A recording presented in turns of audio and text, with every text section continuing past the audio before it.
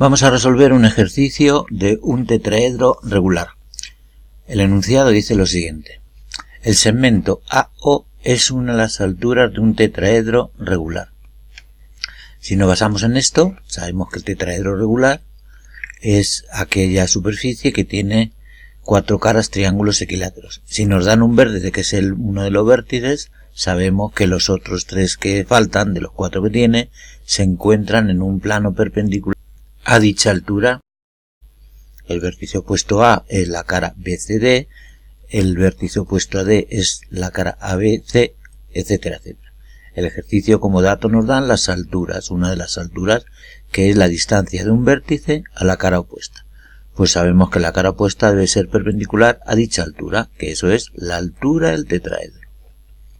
Dicho esto, y nos vamos al ejercicio, pues veremos que nos dan la altura del tetraedro, que es un segmento cualquiera. Para poder trazar un plano perpendicular, tenemos que situarla frontalmente para poder trazar un plano perpendicular. Ese plano perpendicular lo vemos ahí en el cambio de plano cuando lo hagamos. Si el segmento AO lo hacemos frontal, el plano es perpendicular, como estamos viendo ahí. ¿Lo vemos? Ahí vemos la verdadera magnitud de la altura. Tenemos un vértice A en ese punto del pH y sabemos que tres de los vértices están en el plano perpendicular, en el plano que hemos dibujado ahí rojo, como vemos ahí, ¿vale? Lo vemos ahí, vale.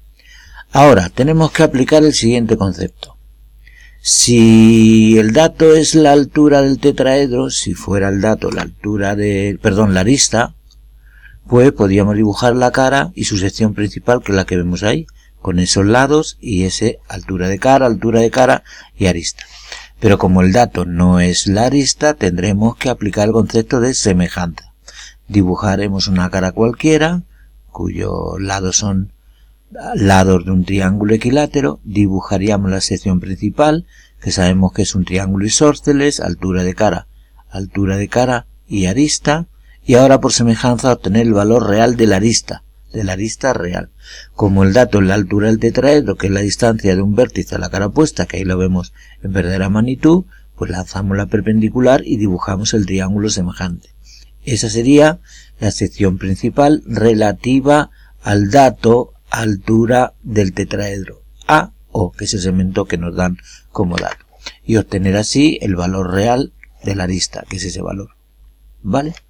Una vez dicho esto, ¿qué es lo que tenemos que hacer? Pues si nos vamos otra vez al espacio, sabemos que en el plano perpendicular se tienen que encontrar tres de los vértices, pero nos dicen como dato, volviendo al enunciado del ejercicio, que no lo hemos dicho, pero ahora está, que sabemos que A es un vértice y el centro de la cara opuesta tal, y que se pide representar el poliedro sabiendo que una de las aristas que parte de A es horizontal, con el mayor alejamiento posible.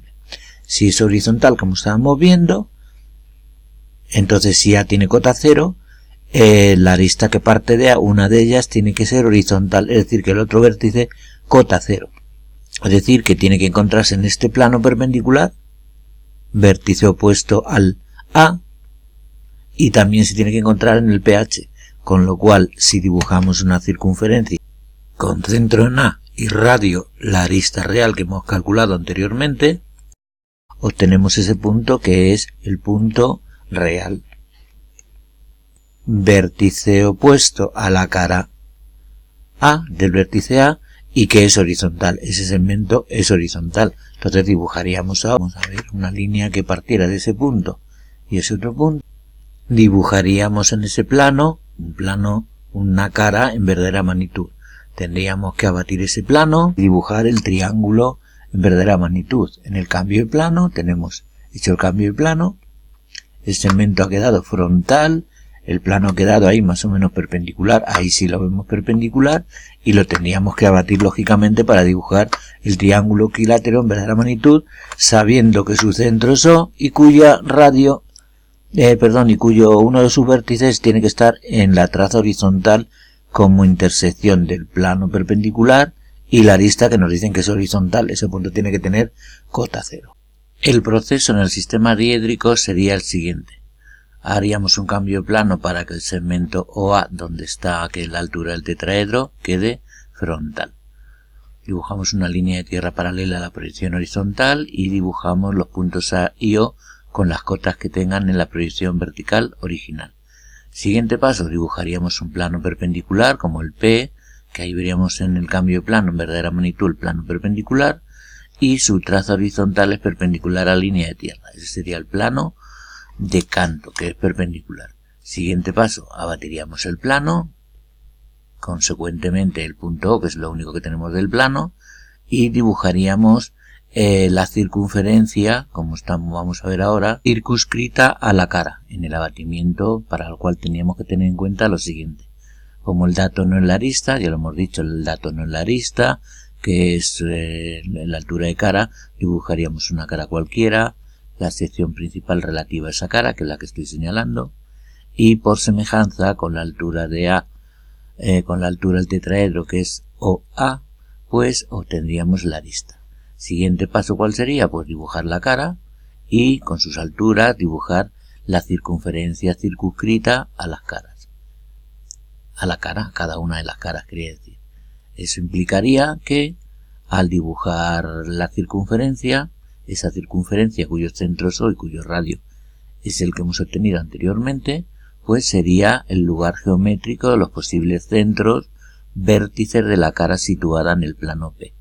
Como nos dicen que tiene que estar en el plano perpendicular para que sea la cara opuesta al vértice A, pues puede ser ese vértice y ese otro.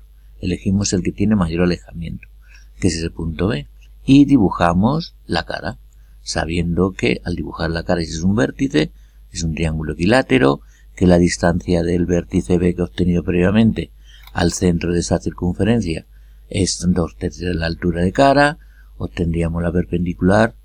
Por ese punto, el tercio, la altura completa, pues obtendríamos los vértices C y D. Dicho esto, comprobaríamos también que si tiene una arista, una de las aristas que parte de A tiene cota 0 y el vértice B debe tener cota 0 porque está en la traza horizontal, comprobaríamos que al dibujar una circunferencia cuyo valor de la arista sea el que hemos obtenido previamente, pues obtendríamos también ese punto B. Sería la obtención también, o en el abatimiento, como decíamos, dibujando la cara, o por este método que acabo de decir, como la arista es horizontal, ese elemento tiene cota 0. Entonces, ese es el valor de la arista real. ¿Qué más pasos tenemos que seguir? Bueno, pues desabatiríamos esos tres puntos situados. Bueno, el punto B no, los puntos C y D situados en el abatimiento los desabatiríamos, como ya sabemos hacer, y obtendríamos las proyecciones diédricas de esos puntos. Por C perpendicularmente obteníamos C proyección horizontal, por el punto D abatido la proyección horizontal, etcétera, etcétera. Volviendo al espacio tridimensional donde dejamos el ejercicio, ¿vale? Y luego dibujaríamos las aristas que unen el vértice A con cada uno de los vértices que tenemos ahí, que es lo que estamos viendo, ¿vale? Y ahí veríamos el tetraedro regular en el espacio. Ahí lo vemos, y si representamos realmente la cara, pues veríamos ahí la cara, que hemos dicho que es donde está situado el plano. Lo vemos, ese sería el tetraedro regular con esas condiciones. AO es la altura del tetraedro, el plano perpendicular, la recta la hemos visto frontal, el plano de canto, repito, ahí está, ¿no? Aproximadamente, porque no podemos manipular, ahí sería el plano perpendicular al segmento frontal, y uno de sus aristas que parten de A horizontal tiene cota 0 y tiene que estar en ese plano. En proyecciones diédricas, la proyección horizontal la obtendríamos uniendo cada uno de los vértices situados en el plano perpendicular a la altura, AO, pues esos vértices unidos con el A, obtendríamos la proyección horizontal del tetraedro. La proyección vertical pues la obtendríamos a partir de llevar las cotas que tengan los puntos B, C y D, que son las cotas que tienen en el cambio de plano. En el cambio de plano que estamos señalando, las cotas que tengan los puntos vértices de la cara situada en P, como son los puntos B, C y D, las cotas serán las que tengan aquí, las que tengo que representar en la proyección vertical original. Y así, uniendo esos puntos con sus cotas, uniendo los cuatro vértices, pues representaríamos la proyección vertical y después su visibilidad.